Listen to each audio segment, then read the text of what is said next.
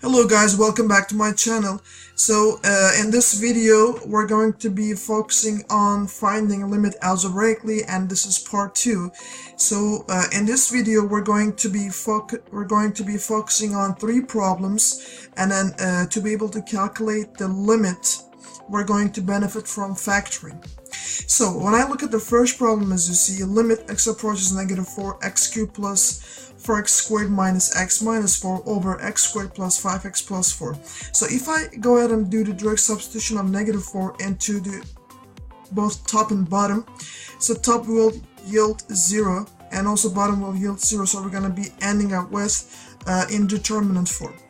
So to avoid from getting the indeterminate form, we're going to be using factoring method. So limit x approaches negative 4, so I can factor the top expression as, if I focus on just these first two terms, and if I factor out of x squared, because x squared is the greatest common factor for those terms, so I'm going to be getting x plus 4, and minus, if I factor out of negative for these two terms, it's going to be minus x plus 4 over,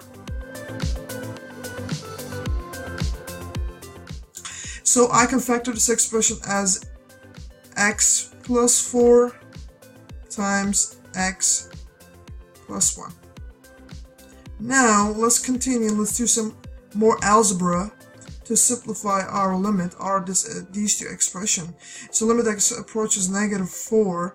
So look at that, the x plus 4 is the common thing. If I factor out of x plus 4 for these two terms, it'll be x plus 4 parentheses, and what's left in the first term would be x squared, and then what's left in the second term would be negative 1 over x plus 4 times x plus 1. So it turns out that we got x plus 4, which is the common term, so I can divide out the common term. So, and my limit x approaches negative 4 will be equal to, what's left on the top would be x squared minus 1, what's left on the bottom would be just x plus 1. Then I can do the direct substitution of negative 4, because we're not gonna end up with indeterminate form. So if I do that, negative 4 squared minus 1 over negative 4 plus 1. So negative 4 squared would be 16. 16 minus 1 would be 15 over negative 4 plus 1 would be negative 3. So 15 divided by negative 3 would be just negative 5. So basically, to be able to find the limit, I benefited from factoring, mostly a greatest common factor, and then I divide out the common factors to get rid of the indeterminate form, and then we just simplify the limit, and then we plug the negative 4 into the limit, and now we got negative 5 as a result. So let's move on to the second problem. And the second problem, again, we're going to do the same thing. So limit x approaches negative 2. So if I focus on these two terms right here, so when I focus on these two terms, I'm going to see that the x squared is the common term, so I can, the x squared would be the greatest common factor, so I can pull it out. So when I pull out of x squared, I'm going to get x plus 2 minus, so I can write out this 72 as 2 times 36, so which means 36 would be the common thing. So if I factor out of 36, I would be getting x plus 2 also, right here, over, for the bottom, we just need to come up with two numbers whose product is negative 12 and whose sum is negative 4. So those two numbers could be negative 6 and 2. So I can set up two sets of parentheses. So the first number is negative 6, so x minus 6. And the second number is positive, so x plus 2. So let's continue. Limit x approaches negative 2.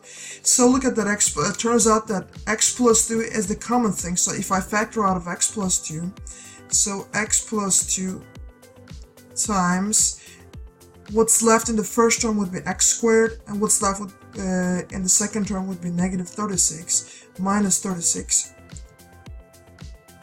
over x minus 6 times x plus 2. So look at that, we got the same thing on top and the bottom, so we got common terms. So if I divide out the common terms, so they're going to be gone. So my limit will be limit x approaches negative 2, x squared minus 36 over x minus 6. Now I can do the direct substitution method, because when I substitute negative 2 right here for x, it's not going to yield 0 for the bottom expression. It's not going to yield 0 for also the top expression, so we're fine. So negative 2 squared minus 36 over negative 2 minus 6. So negative 2 squared would be positive 4. So 4 minus 36 would be negative 32.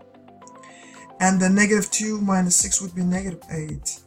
So negative divided by negative is positive. So we got the answer 4.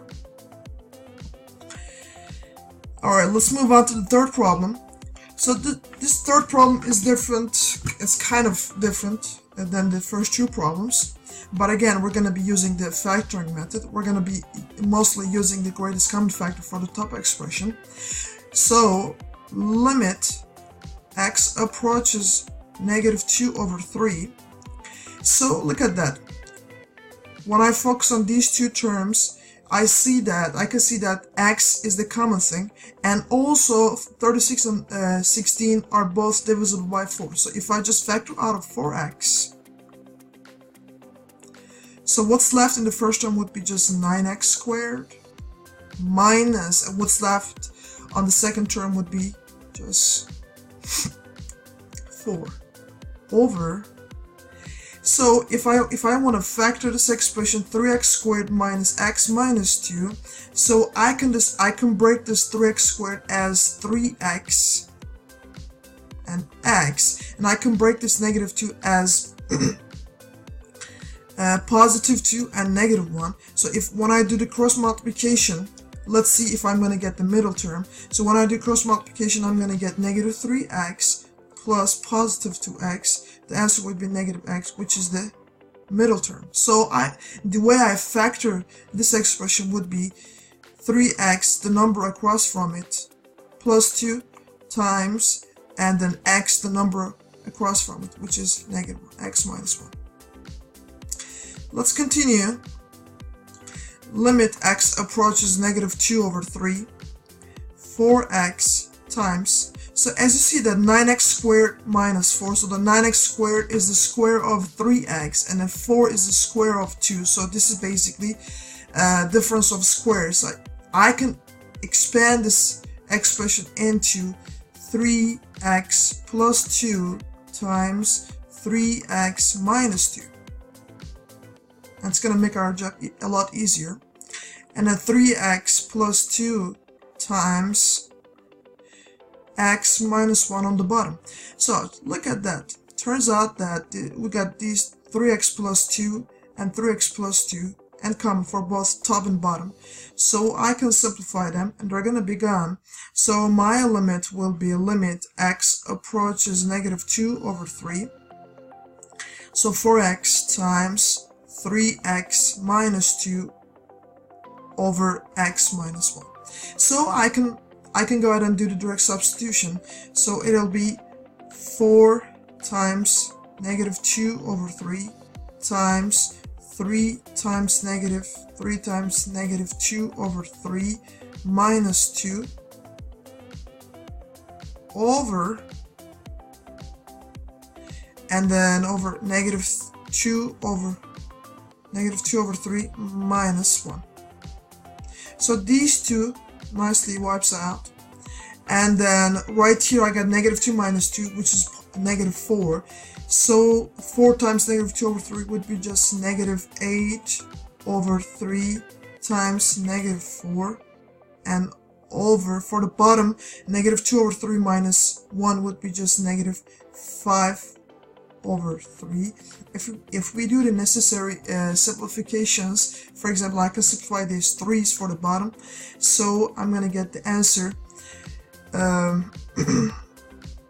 32 over 5. Again, thanks so much for watching in advance. So in this video we just use this factoring method to calculate our limits. So please stay in touch, more content will be coming.